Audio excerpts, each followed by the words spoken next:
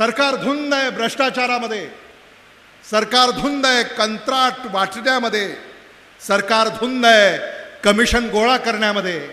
या पलीकडं या सरकारचं काहीही चाललेलं नाही। छत्रपती शिवाजी महाराजांचा पुतळा जो समुद्र किनाऱ्यावर उभा केला होता तोही राहिला नाही। सरकार म्हणतं वाऱ्यानं पडला।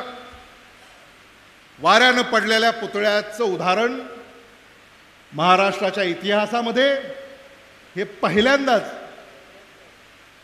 काका म्हणतात महाराष्ट्रात नाही, भारतात नाही, जगात वाऱ्यानं पुतळा पडला असं उदाहरण आपल्याला शोधूनही सापडणार नाही। हे सरकार आपली चूक, आपलं पाप झाकण्यासाठी महाराष्ट्राचं आराध्य दैवत छत्रपती शिवाजी महाराज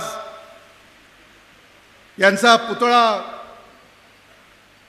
उद्ध्वस्त होतो ज्या प्रकारे तो आपण पाहिलेला आहे, कारण यांची नियत साफ नाही। त्या पुतळ्याच्या कामामध्ये देखील कमिशन खोरी करण्याचं काम या सरकारनं केलं आहे आणि म्हणून या सरकारला येणाऱ्या विधानसभेच्या निवडणुकीमध्ये आपण जाब विचारल्याशिवाय स्वस्थ बसायचं नाही।